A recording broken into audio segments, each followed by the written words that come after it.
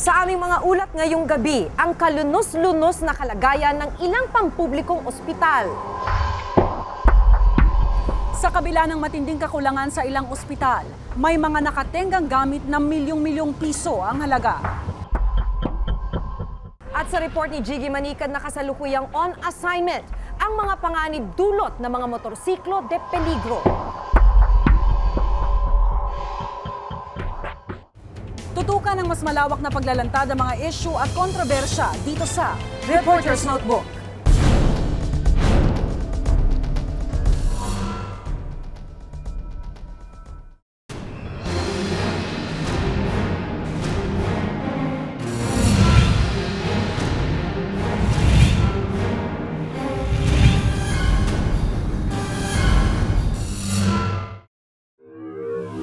Kada minuto, 2 buhay ang kinikitil ng mga aksidente sa daan sa buong mundo. Sa Pilipinas, ika-4 ang mga disgrasya sa daan sa mga sanhi ng kamatayan. At kada araw, halos 4 na po sa mga aksidente sa daan, motorsiklo ang dahilan.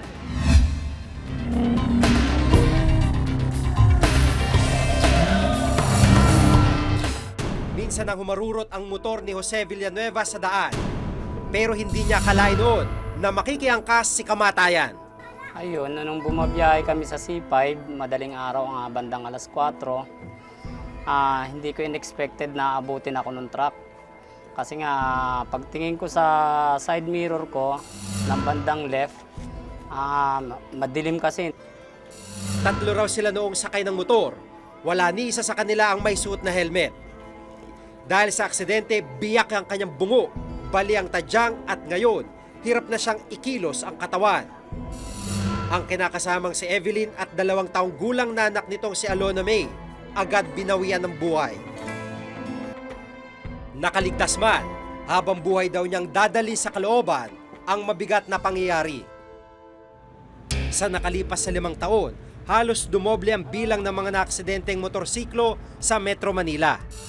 2 sa 10 na aksidenteng may kinalaman sa motor. Hindi na umaabot sa ospital ng buhay. Mula sa video ng CCTV ng Metro Manila Development Authority o MMDA, makikita ang kalsadang dahilan ng aksidente ng mga motorsiklo. Ang hindi pagsunod sa traffic light. Yung traffic light is naka-red na dapat hihinto siya, hindi siya mag-go. Kaso tinuloyan pa rin niya. So ayan. Pag-counterflow o pagsalubong sa kabilang lane. Hindi niya napapansin, aside dun sa 2 unang tumawid sa pedestrian lane, isa pang parating na babae. So hindi niya nakita yung babae ang nabangga niya. At paglipat-lipat ng lane. Galing siya ng 3rd lane, gusto rin niyang mag-U-turn, hindi naman nag-take caution, hindi man nasimilip or tumingin kung tama ba yung gagawin niyang pagpapalit ng linya ng lane sa traffic. So, ayun, dahil siya nabangga po siya na taxi. Tinungo ko ang Commonwealth Avenue na ayon sa MMDA, may pinakamataas na bilang ng mga naaksidenteng motorsiklo. Bawat araw, halos 2 aksidente sa motor ang nangyayari dito. Karaniwan ang pinagmumula ng aksidente yung itong Commonwealth Avenue dahil yung mga motorista na engganyo magpatakbo na mabilis dahil nga naman sa lapad ng kalsada.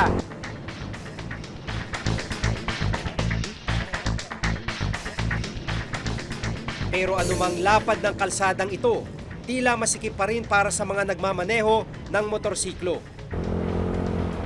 Ang problema sa mga nagmumotor, wala talaga silang mga lanes na para sa kanila. So, ang nangyayari, kahit nandun ka sa safely, pag minsan nagigit-git ka pa. Kaya naman pagsingit sa kalsada nagiging tugon ng mga motorsiklo. Pag kumanan ka, tatamaan mo itong mga bus. Tulad nito, makikita nyo kung gaano kahirap. Ayon kay Dr. Regine Regidor ng UP National Center for Transportation Studies o NCTS, may kaugnayan ng kawalan ng sariling lane para sa mga motorsiklo sa mga aksidente sa daan. Standard na may sariling lane yung motorcycle at yung mga bisikleta. Sila yung nagsishare kasi parehong tigda dalawang gulong.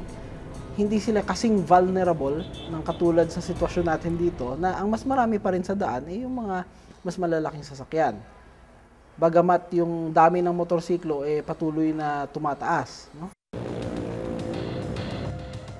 Setyembre ngayong taon nang ihain sa Senado ang Motorcycle Lane Act of 2010. Naglalayong malagyan ng isang hiwalay na lane sa gilid ng mga pangunahing kalsada na para lamang sa mga motorsiklo at bisikleta. Pero hindi pa dinidinig at nananatiling nakabinbin ang panukalang ito. Sa ngayon naman, meron namang batas na nakatuon sa mga motorsiklo. Sa ilalim ng Republic Act 10054 o Motorcycle Helmet Act, itinatakdang bawat nakasakay sa motorsiklo ay kinakailangan magsuot ng helmet bilang proteksyon. Pero sa tala ng DOH, 9 sa bawat 10 na aksidente sa motor, walang suot na helmet. Sinubukan din naming maglibot at dito saksi kami sa maraming nakikipagsapalaran sa kabila ng nakambang panganib. Kahit ipinagbabawal ang higit sa 2 taong nakasakay sa motor o overloading, may mga namataan kaming sumusuway pa rin sa itinakda ng batas. Umaabot na ngayon sa halos 4 na milyon ng mga motor sa buong bansa. Masyadong dumami na yung motorsiklo, no? Lalong-lalo na sa Metro Manila. And isa sa mga posibleng problema dyan is we are not ready for this ganito karaming motorsiklo. Madaling maniuhin at mas mura kaysa kotse ang mga bentay kasi ng motorsiklo. Pero kalakip daw nito ang mas iba yung pag-iingat. Sa kasalukuyan, mapaandar lamang ang motorsiklo sa test drive ng Land Transportation Office. Maaari ka nang mabigyan ng lisensya. Wala kasing mandatory na training. Kung titingnan mo yung batas natin, wala namang sinasabi sa batas na kailangan umattend ka ng isang eskwelahan o training program para bago ka magmaneho o bago ka sumakay ng motorsiklo. Ang mga vehicles kasi hindi naman siya usually yung talagang cause ng aksidente. Pag tiningnan natin mga aksidente, marami talaga driver o kaya rider error. Bakit? Dahil siguro kulang sila sa skills, kulang sila sa experience. Kaya kami sa office namin, palagi kami nagsaseminar, nag-outreach program para maturuan, ma-train o ma-educate lahat ng mga motorcycle riders. Metro Manila, iniisip namin yan, makikipag-coordinate kami sa mga LGUs, sa mayors. Kaya panukala ng NCTS magkaroon ng mandatory training na magtuturo sa mga nagmamaneho ng motorsiklo ng mga batas trapiko.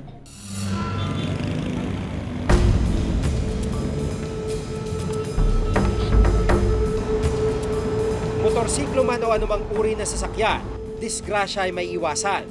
Iba yung pag-iingat at pagsunod sa batas trapiko ang kinakailangan. Dahil ang minsang pakikipagsapalaran, maaaring buhay ang maging kabayaran. Ako si Jigo Manica at ito ang nakatala sa aking Reporter's Notebook. For the very poor, the poorest of the poor, yes. But for those who are not, for those who can afford to pay, dapat naman magbayad sila. Ano yung natatanggap ninyong mga gamit? Kung kailangan nyo na ng gamot, kailangan nyo na ng gamit, may natatanggap ba kayo mula dun sa ospital? Swero. Nagsuswero po siya kung bibili niya. Wala naman din po eh.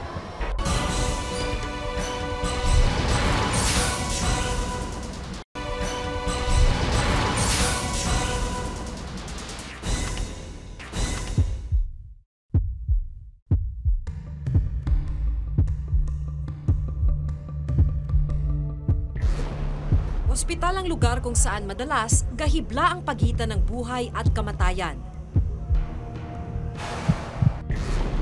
Bawat segundo, kritikal sa pagsagip ng nag-aagaw hininga. Lumang problema na kung ituring pero tila na pag-iiwanan pa rin daw ang ating mga pampublikong ospital kung kalidad ng serbisyo ang pag-uusapan. Minsan ang naiulat sa programang Jessica Soho Reports ang nakakaawang kalagayan ng ospital na ito sa Leyte, ang Eastern Visayas Regional Medical Center o EVRMC, minsang tinawag na Mona Lisa Hospital.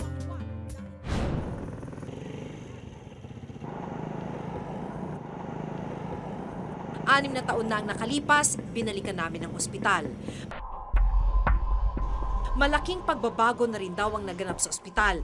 Bago na ang kanilang emergency room, mas maayos daw ang ilang pasilidad, ngunit di maitatangging marami pa rin dapat isaayos dito. Really sad to say wala kaming CT scan. Naaawa rin kami sa patients na they have to be transferred to other hospitals just for a simple procedure. Kailangan talaga namin bumili na pa ng maraming beds sa ER na which can function as well as stretchers. Sa hallway ng ospital, tila ganun pa rin ang sitwasyon. Ang ward namin para sa OB ay can accommodate only 45 patients. Pero minsan ang kanilang census ay umaabot ng 90 patients, so double. So kaya umaabot na dito sa hallway. So part doon sa 30 million na sinasabi ko na infrastructure, magdi-develop kami ng mga ward sa taas para ma-decongest naman yung first floor namin. Sa OB ward, 4 hanggang 5 ang naghahati sa isang double bed. At dahil sa bilang ng mga bagong panganak, 2 hanay sa hallway na nga ang nasakop nila. Dito namin nakilala si Aling Wilma, 3 araw na nila sa ospital. Hirap daw siya dahil mula nang ma-admit ang naaksidenteng anak sa hallway na sila nakapwesto. Kasama niya sa hanay ang ilang diabetic patients. Kaya hinaantay ko ngayon ang doktor niya kung ano maganda dyan kasi sabi lalagyan ng stainless. Wala na lang ako bumili.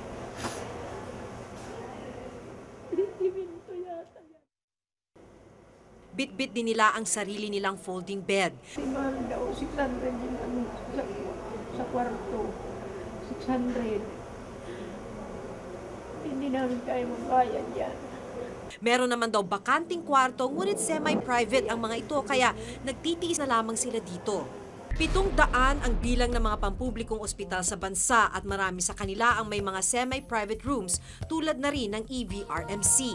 Dati kasi 80% ng mga bed capacities ng ating mga ospital ay para sa mga charity patients o service patients. Ngayon, napakalaki na ng bahagi ng mga porsyento ng mga beds ng mga ospital ngayon ay napupunta sa pay patients. Noong 1999, inilunsad ng DOH ang Health Sector Reform Agenda na naglalayong paunlarin ang health services sa bansa. Pinayagan ng mga ospital na pumasok sa mga income-generating projects, kabilang na ang mga pay wards. Ngunit tutol ang ilang health groups dito dahil senyales daw ito ng privatization. Sa huli, tungkulin pa rin ng gobyerno na magbigay ng serbisyong pangkalusugan sa kanilang mamamayan. Simula yan sa mga socialized schemes na tinatawag, those who can afford to pay ay magbayad para may maibigay pa doon sa mga less na nakaka-afford na mga patients. Hanggang sa susunod, makita nila, oh, magandang scheme to, makikita tayo rito. Ayon kay Secretary Enrique Ona ng DOH, importante ito upang makalikom ng karagdagang pondo ang ospital na tutusto sa pangangailangan nito. For the very poor, the poorest of the poor, yes. But for those who are not, for those who can afford to pay, dapat naman magbayad sila. Because kung iisipin mo or hihingiin mong lahat galing sa gobyerno, hindi kaya ng government. Sa susunod na taon, 38.6 billion ang pondo ng DOH, maliit kung ikukumpara sa rekomendasyon ng World Health Organization. Ang kailangan daw na budget ng Department of Health para lamang sa maintenance ng mga ospital ay 40 billion pesos. Pero halos ito na nga yung mismong budget na naaprubahan o ibinigay na pondo sa Department of Health para sa susunod na taon. Sa Maynila, hindi naman nalalayo ang sitwasyon ng mga pampublikong ospital. Binisita namin ang Quezon City General Hospital. 3 ang palapag ng ospital, natutuklap na ang mga kisame, sira na rin ang sahig at kinakalawang na ang mga kama at sabitan ng dextrose. dahil sa kondisyon ng ospital na apektuhan maging ang serbisyong medikal para sa mga pasyente. Dito namin nakilala si Melvis na confine ng anak nitong si Grease matapos mabangga ng sasakyan. Mister, obserbahan mo natin. Obserbahan natin kung nagsusuka yung bata, ibig sabihin may tama yung utak, may tugo. Bagamat pampublikong ospital daw ang QC Gen, nagulat siyang kailangan niyang maglabas ng 20,000 pesos kapalit ng operasyon ng anak. Sabi private daw ho yata yung yung mag-opera. Dahil wala nga raw po silang pang gamit sa operasyon ito. Bali, ang sabi sa akin, bali ang kailangan hawak mo sa bulsa ngayon, 10,000 sa gamit ay sa gamot bago operasyon, tapos yung 20,000 sa gagamitin pang operasyon. May 20,000 ba kayo nung mga panahon na yun? Wala nga ho dahil biglaan hindi naman natin inasahan na gano'n ang mangyayari. Kasi hindi ka naman pwede mag-opera ng kulang yung panahi o kulang yung gamot. Paglilinaw pa ni Direktor Edgardo Salud, abono pa nga raw ang kanilang mga doktor lalo na pag emergency cases. Kasi pag emergency, ayaw namin kasi ng may mamamatay dahil may kakulangan. Dinalaw din namin si Marivic, may malaking bukol sa kanang gilagid. Cancerous daw ang bukol ayon sa mga doktor.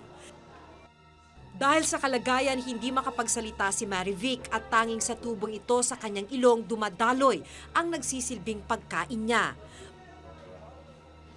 Problema ng kanyang pamilya ang pambili ng gamot at gastos pang-ospital ni Marivic. Araw-araw, kulang-kulang 1,000 piso ang halagang kailangan nila para masustentuhan ang mga pangangailangan nila sa ospital.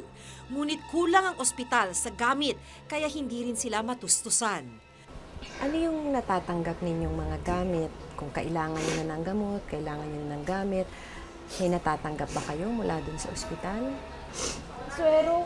Nagsuswero po siya kung bibili niya. Wala man din eh. Matagal din tiniis ng mga pasyente ang lumang gusaling ito ng QC Gen. Sa susunod na buwan, lilipat na sa bagong tayong gusaling ito. Ngunit bago man ang gusali, pareho pa rin daw ang problema ng ospital. Hindi ko porket bagong building, andyan na lahat. Hindi ko kaya. At andito naman kami para tumulong. Hindi ko kami sumusuko ng pagtulong.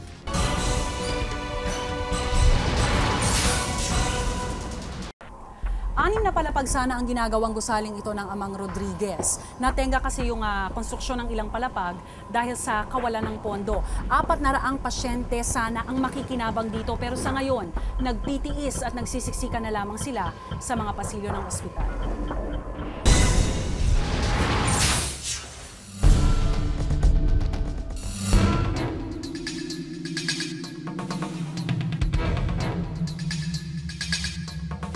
Habang 6 raw sa bawat 10 Pilipino ang namamatay na hindi nakakakita ng doktor base sa pag-aaral ng UP National Health Institute.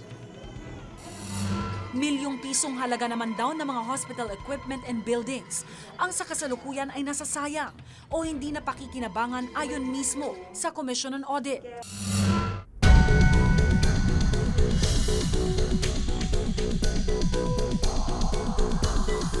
Ilang minuto lang mula sa Eastern Visayas Regional Medical Center, matatagpuan ang Tacloban City Hospital.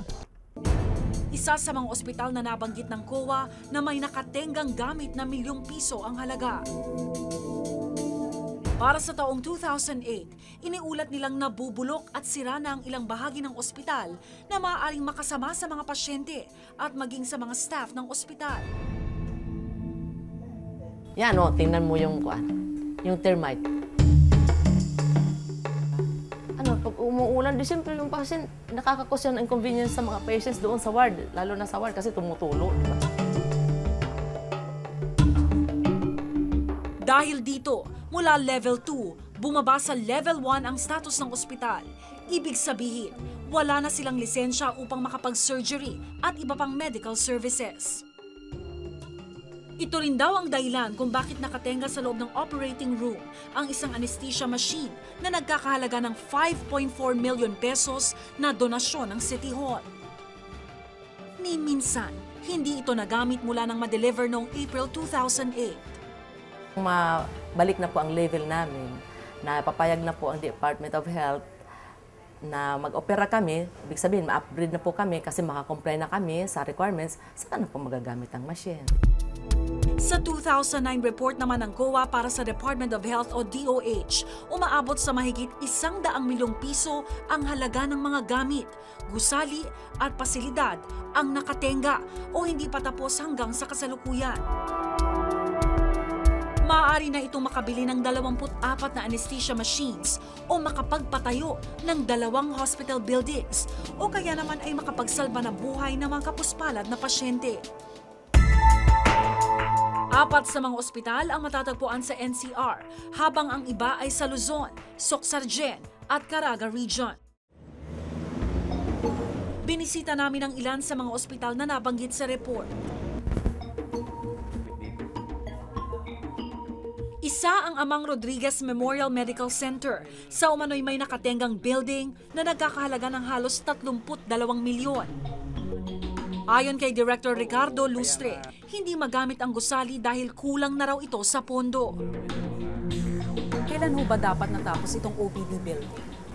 They should have been finished or natapos dapat yan noong year 2000. Kaya lang, 10 years ago? Yes, oo. Ano ang nangyari? Medyo kulang kasi ng funding source. Pansamantala nilang ginagamit bilang tanggapan ng unang palapag ng gusali. Bukod dito, hindi pa rin tapos sa kasalukuyan ang main building ng ospital.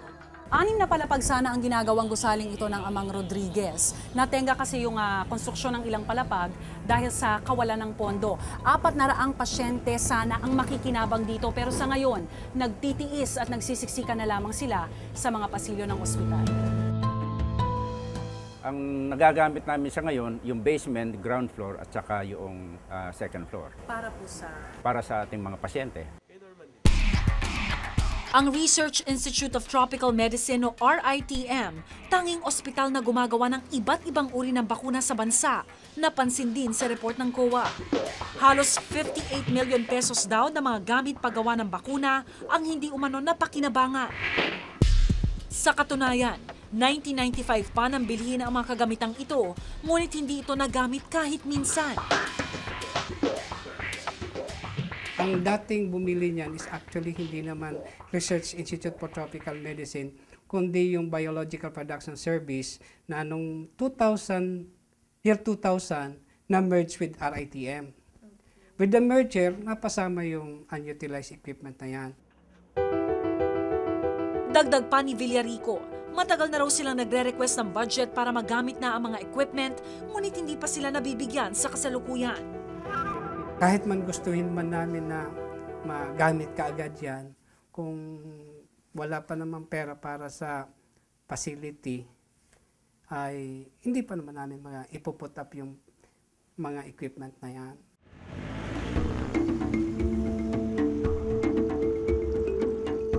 Samantala sa East Avenue Medical Center, nireport ng COA na hindi umano napakikinabangan ang detoxification unit sa basement ng ospital mula nang ma-renovate ito noong 2008. Hindi kami may pagkukulang. Hindi namin yan ni-request. It was shoved on us by USEC, by the Department of Health. Dagdag pa ni Dr. Abesamis, plano raw itong i-convert na transient home para sa mga batang cancer patients.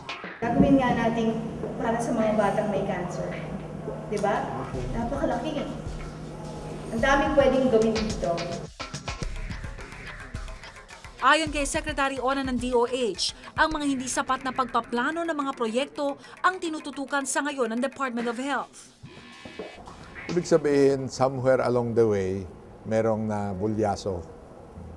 So, dumating ang makina, yung pala hindi pa ready yung building. Or ready ang building, nandun ang makina, pero yung tinitrain na tao magpapatakbo noon, wala pa. Sa kalagayan ng mga pampublikong ospital sa bansa, nakapangihinayang ang 100 milyong pisong halagang tila na uwi lamang sa wala. Dahil kung kaban ng bayan ang pinagkunan, mga mamamayan din ang dapat makinabang. Ako si Rhea Santos at ito ang nakatala sa aming Reporter's Notebook.